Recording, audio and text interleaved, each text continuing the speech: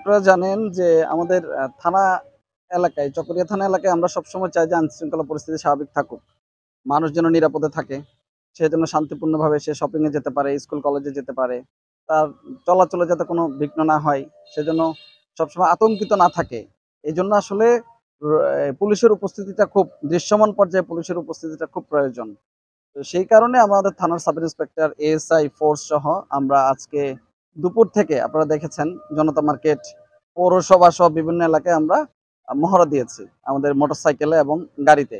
যাতে করে যারা অপরাধ জগতের সাথে জড়িত, বিশেষ করে অনেক উঠতি বয়সী ছেলে যাদের কিশোর গ্যাং আছে বা ইফটিজিং করে, কেউ হয়তো জুয়ায় আসক্ত, মাদকে আসক্ত, ওরা যেন সতর্ক থাকে, কোনো অপরাধ করতে না পারে। মূলত আইনশৃঙ্খলা পরিস্থিতি স্বাভাবিক থাকার জন্যই মূলত আমাদের এই মহড়াটা। এই মহড়াটা আমরা দিনে যেরকম দিচ্ছি, আপনি দেখবেন সারারাত আমাদের যে চেকপোস্ট পার্টিগুলো থাকে আমাদের মহড়াটা অব্যাহত থাকে। কোরক বিদ্যাপীঠ বা আপনি যেটা বললেন জনতা মার্কেট, সেখানে জনতা মার্কেটের সামনে আমাদের অলমোস্ট প্রতিদিন কিন্তু চেকপোস্ট হয় রাত্রিকালীন সারারাত। এবং লাল ব্রিজে আমাদের একটা চেকপোস্ট পার্টি থাকে, মোবাইল 22। পাশাপাশি হারবাংয়ের একটা টিম থাকে হারবাং এলাকায়। মাতামুরি তদন্ত কেন্দ্রের একটা টিম, তারা ওখানে চেকপোস্ট করে। আমরা হাইওয়েতে যে ৪৫ কিলোমিটার হাইওয়ে আছে, ওখানে আমরা ৪টা ভাগে বিভক্ত হয়ে চেকপোস্ট করতেছি। বড়ইতলিতে হারবাংয়ের পার্টির সাথে আমাদের একটা টিম থাকে, মানিকপুর 22 পার্টি যেটাকে আমরা বলি মোবাইল টিম, সেই পার্টিটা ওখানে চেকপোস্ট করে রাত্রিকালীন। আর এখানে জনতা মার্কেটের সামনে একটা টিম চেকপোস্ট করে। একটা টিম চেকপোস্ট করে হচ্ছে লাল ব্রিজে। আর একটা টিম চেকপোস্ট করে হচ্ছে আপনার রিংভং যে মালুমঘাট ডোলাজারা। যাতে করে হাইওয়েতে সাধারণ মানুষ যেন এই ছিনতাই ডাকাতির শিকার না হয় বা মোবাইল নিয়ে যায় অনেকে, কখনো আমরা শুনে থাকি। এই প্রতিরোধের জন্য একদম রাত্রে ৮টা থেকে সকাল ৮টা পর্যন্ত আপনি ওখানে আমাদের চেকপোস্ট দেখবেন। আর পৌরসভা এলাকাতে আমাদের মোবাইল টিম থাকেই সারা রাত ব্যাপী, এবং এটাকে আমরা আরো জোরদার করছি এখন থেকে।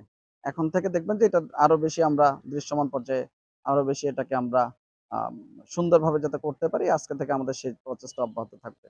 আসলে অপরাধীদের উদ্দেশ্যে, অপরাধীরা তো অপরাধী। তাদের তো আসলে মানে তারা অপরাধ করে পার পাবে না। এটাই হচ্ছে মেসেজ আমাদের, যে তারা অবশ্যই শাস্তির আওতায় আসবে।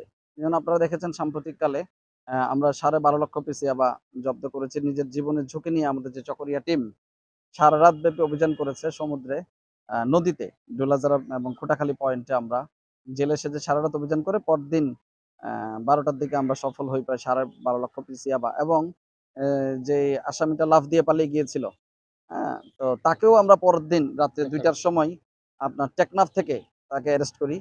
তো এইটা তো সবগুলো অপরাধীদের জন্য একটা মেসেজ, যে না, এই যে তাদের তো এই ১২.৫ লক্ষ পিস ইয়াবা কিন্তু সারা দেশে ছড়িয়ে যেত। আমাদের হাজার যুব সমাজের কাছে এটা ছড়িয়ে যেত। অসংখ্য পরিবার কিন্তু মাদকাসক্ত হয়ে পড়তো।